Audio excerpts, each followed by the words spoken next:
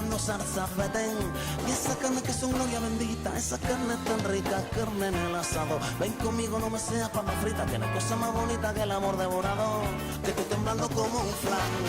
Y si rebaña la tarrina, caramelo, caramelo bueno, caramelo, caramelo me da. Que estoy temblando como un flan. Y si rebaña la terrina, caramelo, caramelo bueno, y el caramelo, caramelo me da. Con el corazón contento salgo a la calle, salgo a la calle. Con el corazón contento salgo a la calle, salgo a la calle. Que voy a comerte sin pan. Bueno, pues vamos a comenzar ya con el espacio Huerta y Mar en su mesa, el espacio gastronómico de Radio Juventud de Conil aquí en el tiempo del diario matinal. Y vamos a saludar ya a nuestro chef particular, el amigo Joaquín Mancebo, con nosotros una semana más. Joaquín, ¿qué tal? Bienvenido, buenos días. Bien hallados, todos. Bueno, pues otro suculento menú que tienes preparado para hoy, así que vamos a decirles a los oyentes que vayan tomando ya papel y lápiz para apuntar todas esas recetas, pero además los consejos, los trucos, la experiencia de tantos años de Joaquín que poco a poco va dándonos a la hora de sus comentarios. Así que aprendemos mucho con él cada día. Si no tienen tiempo, porque esto es radio y sabemos que vamos muy rápido, si no tienen tiempo de coger alguna que otra receta, algún que otro ingrediente, algún que otro truco, pues ya saben que pueden recuperar los programas en la web de la radio. Allí vamos colgando a través de Facebook y a través de YouTube los audios y vídeos que realizamos aquí en Radio Juventud de Conil, para que no pierdan detalle de este espacio de cocina. Bueno, pues hoy, como primero, sopa de calabaza con albóndigas. Segundo, cazón con cebollitas frescas. Y de postre ya, hojaldre con membrillo. Bueno, vamos a empezar, ¿no, Joaquín? Vamos a empezar a ponernos las botas. Pues sí, vamos a empezar.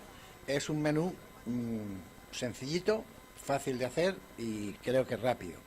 La sopa de calabaza, las calabazas las tenemos todavía ahí, las tenemos casi todo el año, pero ahora las tenemos bien buenas y entonces vamos a utilizarlas.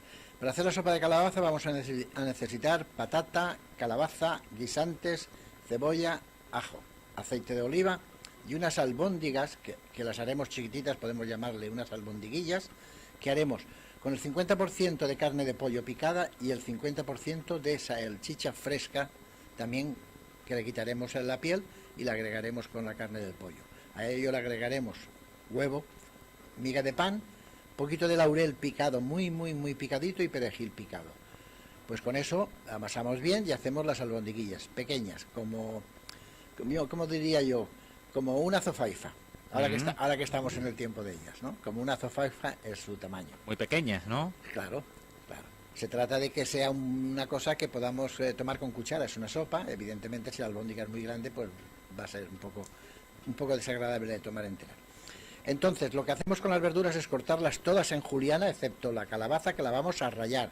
Con un rallador rallamos la calabaza. ¿Por qué rallamos la calabaza y las verduras las cortamos en juliana? Pues porque la calabaza todavía no está muy bien aceptada por según qué sector de la población, llamémosle niños. Ajá. E incluso papás, y ven un trozo de calabaza y dicen, ¡jo, calabaza! No, si la rallamos va a tener el sabor, va a tener el color, pero no vamos a encontrar trozos grandes, con lo cual es más fácil de tomar. Por cierto, la calabaza protagonista este próximo fin de semana. Pues sí, ahí tenemos ya el Día de los Difuntos, sí. Que no el Halloween, famoso, que tenemos que importarlo todo de fuera. Nosotros tenemos nuestro Día de los Difuntos, que se ha celebrado largo y tendido en toda España desde el siglo, creo recordar, 9. Sí, claro, sí, si los americanos lo que hacen es copiarnos. Copiar las tradiciones. Claro, y luego nos las devuelven a su estilo. Ahí está. Así es. Pues sí, hablaremos algo del tema. Entonces, todas estas verduras que tenemos ya preparadas las vamos a rehogar con aceite de oliva, bien rehogaditas. Una vez las tenemos rehogadas, la vamos a mojar con agua, sazonamos y a media cocción agregamos las albondiguillas. Una vez estén ya la verdura cocida y las albondiguillas estén ya hechas, pues no tenemos nada más que volver a probar, rectificar la sazón que llamamos nosotros, o sea, si necesita un poquito más de sal, un poquito más de sal, un poquito de pimienta, no mucho, porque la salta es una cosa que cuanto más reduzcamos a nuestro organismo, más beneficio le estamos dando. Sí. Indudablemente. Además, cuando te acostumbras a comer sin sal, tampoco pasa nada, ¿eh? No. La verdad es que, hombre, hay que hacerlo paulatinamente, no puedes cortar de raíz, pero si vas eliminando una pequeña cantidad, llega el momento que con apenas sal, y si utilizas hierbas aromáticas, casi no la necesitas, porque tienen ya otros sabores. Y la sal, todo el mundo lo sabe, eso no es novedad, que no es muy buena para el organismo, y sobre todo para los hipertensos, que desgraciadamente es una enfermedad que cada vez hay más. Claro. Pues esos habría que eliminarlo. Bueno, pues ya tenemos la sopa para servir a la mesa. Más fácil no puede ser. Ahora vamos con el cazón. El cazón con cebollita fresca. Lo primero que vamos a hacer para el cazón es un majao, bien majao, con ajo, hinojo, perejil, aceite de oliva virgen extra, vino blanco, sal y pimienta. Vamos a cortar el cazón en rodajas un poco más gruesas que lo habitual, que las que cortamos para freír, porque este cazón lo vamos a hacer en el horno, y para que no se nos reseque en exceso, vamos a cortar las rodajas un poquitín más gruesas y lo ponemos a macerar, al menos 4 o 5 horas antes de ir a terminarlo en el horno. Una vez lo tenemos ya macerado, lo ponemos en una placa de horno, lo rociamos con un poquitín de aceite de oliva, muy poco aceite de oliva, y lo ponemos en el horno como si fuésemos a hacerlo asado. Evidentemente esto también se puede hacer en una sartén si no quieres encender el horno. Es que lo que pasa que hacer cualquier cosa en el horno se eterniza. No, se eterniza por una sencilla razón. Si yo voy a preparar un plato de horno, antes de empezar a preparar los ingredientes de ese plato, enciendo el horno. Ya. Cuando yo tengo los ingredientes preparados, tengo el horno caliente. Ahora, si me acuerdo del horno cuando voy a meterlo, entonces el horno necesita 15 o 20 minutos para calentarse. Aún así, luego, en la propia cocción del horno también requiere un tiempo. No es tanto como parece, y además es que, por ejemplo, este tipo de platos así o de pescados así quedan más jugosos que si lo hiciésemos en una sartén. Claro. Una sartén reseca más. Que esto se puede hacer. Sí, estoy de acuerdo, lo que digo es el tiempo, ¿no? Sí. Que te lleva el horno. No sé, yo tampoco tengo mucha experiencia, pero lo poco que... Si partimos de un horno caliente, hablamos de 200 grados en el horno, cuando metemos este cazón en el horno, yo te garantizo que a los 10 minutos el cazón está hecho. Con lo cual no es tiempo. Entonces, que lo podemos hacer en una sartén, lo marcamos bien en una sartén, bien marcadito, y lo que después haríamos en el horno cuando el cazón casi estuviese terminado, que es la maceración, el jugo de la maceración que tenemos, echárselo al cazón, lo echamos a la sartén, es lo mismo, y dejamos que se reduzca, y ya tenemos el cazón, con esa salsita que vamos a servir, que es el adobo. Porque si veis, en este adobo no contemplamos nada de vinagre. Vamos con vino blanco, y vamos con aceite, sal, pimienta y demás. Entonces ya tenemos el cazón hecho. En la sartén o en el horno. Pero en el horno es que te quedan más jugos, te queda más resuelto. La cebollita fresca no tenemos nada más que cortarla en rodajitas finas, cortando también parte de la hoja que esté sana, de la hoja verde, que esté sana, cortamos una parte, no toda, pero una parte, y eso simplemente lo salteamos con una puntita de ajo y aceite de oliva, salteadito, que se quede pocha, que llamamos nosotros, pochadita. Esa cebollita pochadita la ponemos en el fondo del plato y encima colocamos el cazón, que hemos hecho en el horno, con su jugo. Y tenemos el plato en la mesa. Qué maravilla. Yo ya lo veo, yo no sé los oyentes, pero yo veo los platos terminados ya. Sí. Además son sencillos. Yo estoy tratando por todos los medios que no sean elaboraciones muy procesadas, muy complejas, con muchos ingredientes que a veces no se encuentran, sino estamos trabajando con cosas sencillas que habitualmente tenemos en casa. Sí, porque es importante en este día a día nuestro, que no tenemos tiempo para nada, ni siquiera apenas para cocinar, es importante comida que sea fácil de hacer, rápida, pero rica y sana. Claro. Y ahora vamos con el postre, el hojaldre con membrillo. Hoy en día en todas las grandes superficies, supermercados y demás, o tiendas, está fácil conseguir hojaldre, masa de hojaldre que viene enrollada o viene en placas, que da unos resultados bastante aceptables. Yo diría que hasta bueno el resultado. Hay otros tipos de masas también para repostería, pero hoy vamos a hablar del hojaldre. El hojaldre lo tenemos que dejar que se descongele, porque evidentemente esto está congelado. Cuando está descongelado, lo extendemos. Como no es muy grueso la placa que traen, normalmente es bajita, no la vamos a extender más con el rodillo y un poco de harina, simplemente la placa como va. Aquí vamos a cortar a nuestro gusto, círculos o cuadrados. No muy grandes porque consideramos que es un postre.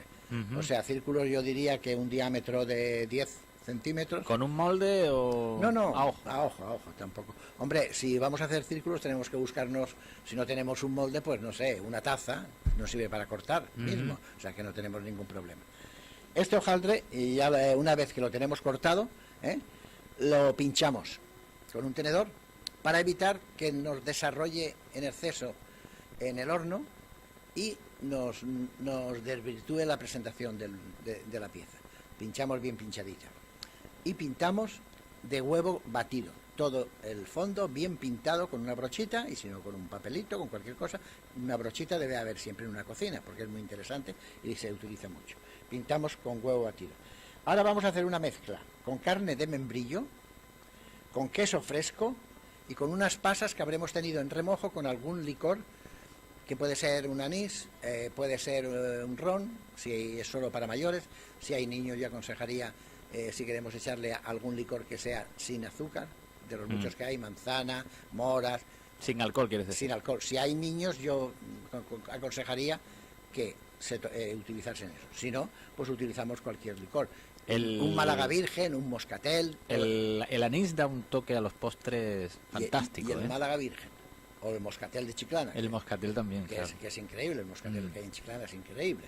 Eso también le da un punto muy bueno. Bueno, pues con eso hacemos como una especie de pasta. Que no hace falta picarla con cuchillo, sino simplemente con el mismo tenedor. La carne de membrillo la aplastamos un poquito, el queso fresco lo aplastamos un poquito, y las pasas, que debemos procurar comprar las que nosotros llamamos de Esmirna, que son unas pasas más chiquititas que no traen semillas. Sí. Esas pasas. Con eso hacemos como una especie de crema densa. Un botón bueno o una cucharada buena de este relleno lo colocamos en el centro del hojaldre y cubrimos con otro disco o con otro cuadrado de hojaldre. Volvemos a hacer la misma operación. Pinchamos todo el hojaldre con el fin de que no suba mucho y nos lo rompa todo. Y volvemos a pintar de huevo batido y evidentemente al horno. Esto es un postre que podemos tenerlo preparado, o sea, digo yo, antes de sentarnos a la mesa, y aprovechando el calor del horno, lo cocemos, se va cociendo mientras estamos comiendo. Terminamos de comer, sale calentito, que está delicioso. Riquísimo, porque esa mezcolanza del queso fresco con el membrillo y las pasas, ya hay, claro, ya hay más. Pero más que aparte ganado. que el hojaldre, como es más interesante tomarlo, es el recién hecho. Sí, hombre, no ardiendo salir del horno porque te vas a quemar, pero dejarlo 5 minutos y está mucho más crujiente, mucho más suave y mucho mejor para tomar, que no si lo metemos en la nevera, que ya por efecto del frío y la humedad nos lo apelmaza y ya no tiene lo mismo. Claro. O sea, no es lo mismo una tartita de manzana de la pastelería recién hecha, que cruje, que a los 2 días, que aquello ya es una masa. Sí. Porque eso es así. Eso es así. Esa es la realidad. Con lo cual, pues ya tenemos un menú, aprovechamos el horno para 2 platos. Que Pues también, muy bien. Que también es importante. Y ahora vamos a dedicar el tiempo que nos queda. Yo quería seguir hablando con las especies, pero tenemos muchos programas para hablar de ellas, y me he hecho unas anotaciones para el Día de los Santos. Así es. Vamos a hablar ahora especialmente del próximo fin de semana que se avecina, Día de Todos los Santos. Hay una gastronomía especial para esos días. Fin de semana no, yo diría que martes o miércoles, ¿no? Porque Sí. el sábado es 31. Sábado 31, el domingo, sí. Por eso. Bueno, como yo he comentado antes, desde mediados del siglo IX aproximadamente, el 1 de noviembre la Iglesia Católica instituyó esta celebración, que iba basada en cubrir las fechas que les faltaban a algunos santos que no tenían fecha en el calendario. Ajá. Y otros que se habían olvidado. Todos esos santos que no tenían nombres no tampoco, eran tan populares. O santos que no se conocen pero fueron santos. Claro. Y santos personas que fueron que santos. todavía no han sido canonizados, pero en fin. Entonces se instituyó eso con bastante buen criterio, evidentemente hablando de la Iglesia Todos los Católica. santos, o sea que el que no encuentre su santo en el calendario se va a ese día de todos los santos y ese es su día. Ese es su día, exactamente. Entonces, en ese día crítico, que normalmente era el día 1, la costumbre era ir a los cementerios, costumbre que todavía permanece, hacer lo que yo llamo ahora mismo un maratón de flores, porque creo que la gente va al cementerio. Cuando uno quiere ir a ver a su ser querido, no necesita que sea el día 1 de noviembre. Hay muchos días para ir a visitar la tumba de tus familiares, de tus seres queridos, echar un rato allí. Es una cosa íntima, muy agradable. El Día de los Santos es una feria. Se ha convertido ni más ni menos que en una feria. Y la gente va a competir a ver quién pone los ramos más bonitos, quién pone más flores en las tumbas. Pero como también en España, España es un país de refranes, yo digo uno que es muy curioso, y es la realidad. El muerto al hoyo y el vivo al bollo. O sea, si nos acordamos solo de nuestros difuntos, el día 1 vamos más, como digo yo, por lucirnos, porque nos vean, por charlar y tal. Que está bien, porque no, es una costumbre como otra. Es una tradición, como otra todas las cualquiera, tradiciones, pues que incluso a nivel mundial hay tradiciones, sobre todo la mexicana es la más digamos llamativa, el Día de los Difuntos, que se llevan llevan allí las comidas y hacen unos banquetes, unos banquetes, vamos, impresionantes. Y el muerto no participa, eso está claro. Participan ellos, pero es una tradición de ellos, o sea que eso está muy bien. Entonces, alrededor de estos días, aparte de lo típico que son las castañas, las nueces, los frutos secos, son propios de estos días, los moniatos asados son propios de estos días, hay una serie, sobre todo de repostería, de dulces, más que de platos de cocina, es repostería.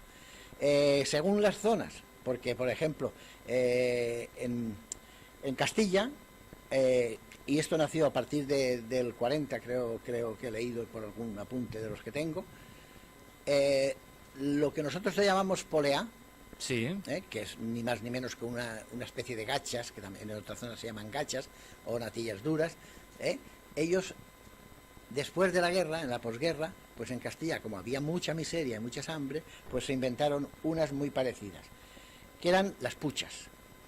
Las puchas, en vez de llevar leche, llevaban agua, porque no había medios. Materia prima. El proceso prácticamente era lo mismo, o sea, con la harina, con el azúcar, cuando se tenía, cuando no se tenía, pues sin el azúcar, pero con agua. Se hacían esas poleas y se servía igualmente con costrones de pan frito y demás. Lo más tradicional como dulces de repostería en Todos los Santos es los huesos de santos, los famosos huesos de santos, los buñuelos rellenos, que son muy tradicionales en toda España, los huesos de santo igual, y nació de la zona del Levante, pero está extendida también ya en toda España, los panellets. Los panellets. El hueso de santo no es ni más ni menos que una pasta, una masa de mazapán crudo, porque el mazapán, normalmente cuando tú haces la mezcla de azúcar con la harina de almendra y demás, haces una pasta dura, que es el mazapán. Eso normalmente para luego utilizarlo se hacen figuritas, se hace una tarta con ella como fondo, cualquier cosa, pero va a cocción, se dora. Pero para hacer todo este tipo de celebraciones siempre partimos del mazapán. Los huesos de santo. Los huesos de santo no son ni más ni menos que unos cuadraditos de mazapán estirados con el rodillo o con las manos, según tengamos, un relleno en su interior, como si fuésemos a hacer un canelón. Un relleno en su interior, que básicamente antiguamente era una crema pastelera, era una crema de chocolate, esas cosas eran el relleno del panellet. Ya luego pasó a aromatizarse con sabor de fresa, con sabor de melocotón, con colorantes, en fin, ya se empezó el juego. Pero básicamente el hueso de santo es un canelón hecho con el mazapán crudo, relleno y hecho en el horno. Y eso se hace en toda España. Los panellets. Los panellets nos pasa exactamente lo mismo. Nacieron como tal en la zona del Mediterráneo, básicamente Cataluña. Cataluña se extendió para toda España. Es lo mismo, lo que pasa que los panellets se juega con figuras. Ya no es un relleno interior. Se puede mezclar a la masa de mazapán pues, un saborizante o trocitos de fruta, piñones, almendras, nueces, algún tipo de melocotón en almíbar, trocitos, algún tipo de calabaza dulce, calabazate, que llamamos nosotros, que es la calabaza escarchada o frutas escarchadas. Con eso le mezclamos, le damos un colorante en función de lo que estemos haciendo y podemos hacer la gama de sabores increíble, la que tú quieras, con cacaos, con chocolates, con lo que tú quieras hacemos, y se hacen normalmente figuritas. El panellete son figuritas. Eso ya va a gusto de la persona que está en el obrador. Simplemente, si no queremos hacer figuritas haciendo montoncitos, sería igualmente un panellet, pero el panellet es como una figurita siempre. Esto igualmente, una vez que están hechos, terminados, horno, que se doren, que se queden bien doraditos, y ya los tenemos para servir. El buñuelo de viento no es ni más ni menos que un buñuelo normal de los que se hacen durante todo el año en muchas ciudades. En las mismas churrerías se hacen buñuelos. No es costumbre por el sur, pero sí en la parte sobre todo de Madrid y de ahí para arriba, en las mismas churrerías se hacen los buñuelos, que son como unas, como diríamos, unas pelotas de masa que fríen en la sartén con mucho aceite, se hinchan, se quedan muy esponjosos por dentro. Y el buñuelo sí va también relleno de una crema dulce, bien sea una natilla, bien sea un chocolate, bien sea algo similar. Nata incluso, porque hay que rellenarlo en frío. Una vez que está frío, entonces se rellena. Y seguramente algunas se estará preguntando, bueno, ¿y cómo lo relleno yo si no tengo preparativos? Muy fácil. Si tenéis manga pastelera, que hoy es muy habitual en las casas, una manga pastelera con una boquilla fina, como de tubito, que las hay, eso, pinchas el buñuelo en su parte más plana, la parte que va a sentar abajo, pinchas un poquito de la crema que tú hayas elegido y ya tienes el buñuelo. Luego va espolvoreado con azúcar.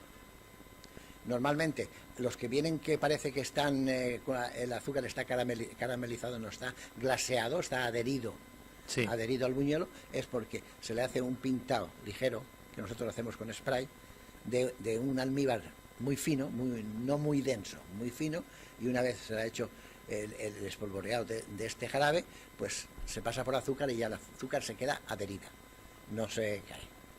Y ya tenemos ahí lo que, digamos, se considera que son los dulces más tradicionales de Navidad. Pero eso de Navidad, de Navidad, perdón, de los Santos. Los de Navidad son otra historia que hablaremos en su momento. Y eso a nivel general, ¿no? Sí. A nivel general, y como has comentado, con todos los frutos secos que forman parte ya de este tiempo. Claro, en este tiempo, tradicionalmente siempre, ya estaba, de hecho ya los membrillos están en el mercado. Se toman también a partir de este tiempo. Los boniatos, o meninas que llamamos aquí, asados. La carne de membrillo, que se suele hacer mucho. La carne de membrillo, que se suele hacer mucho y es muy fácil de hacer, y ahora hay unos membrillos maravillosos. Es muy fácil de hacer, pero es un poco laboriosa, porque lleva un proceso largo. Porque si no, en vez de carne de membrillo sólida que tú puedas cortar, te va a salir una cremita de carne de membrillo, que también está muy buena, pero eso ya es tiempo cocción.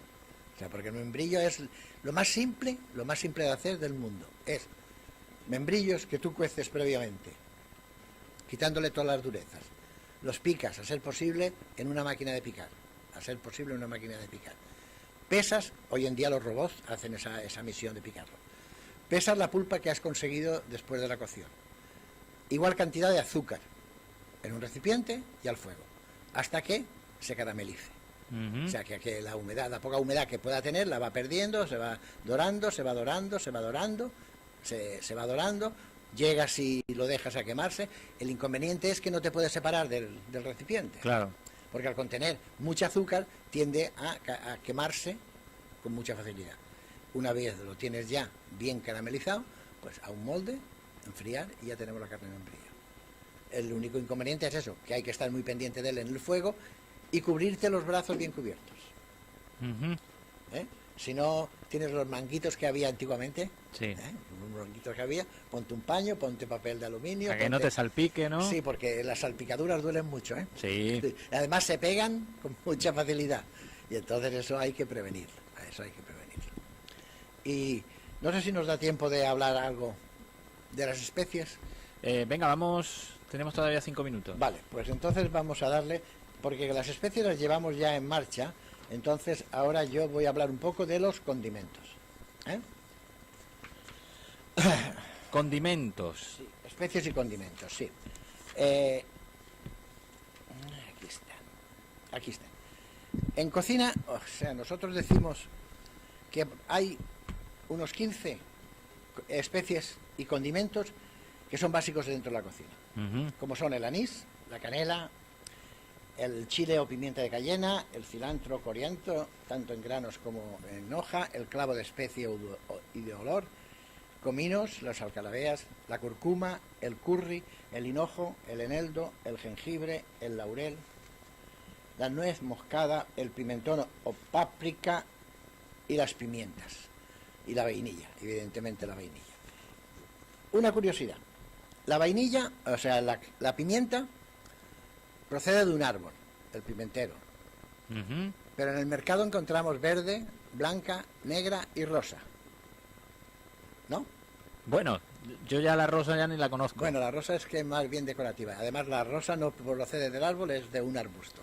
Es una especie similar, pero no es exactamente una pimienta, aunque se considera pimienta rosa. La verde, se recoge el fruto antes de maduración y se mete en salmueras. A continuación, se deja que la pimienta madure, que es cuando se pone negra, y se recolecta. ¿Y de dónde sale la blanca? Pues es muy simple. La negra, cuando se recolecta, una parte se pone en maceración con agua un tiempo y después se pela, porque lo que le quitamos es la piel negra. Y una curiosidad más, la más poderosa en cuanto a sabor a picante es la blanca.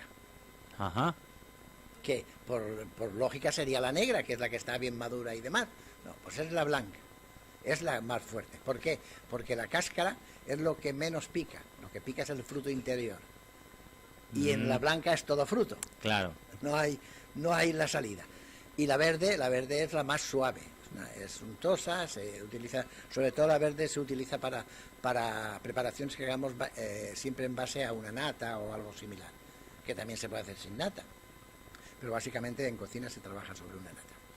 Y esas son las pimientas. ¿Cuál recomiendas? Yo sé que en cada caso será una u otra. Exacto. Yo en casa a mí no me falta ni blanca ni negra ni verde.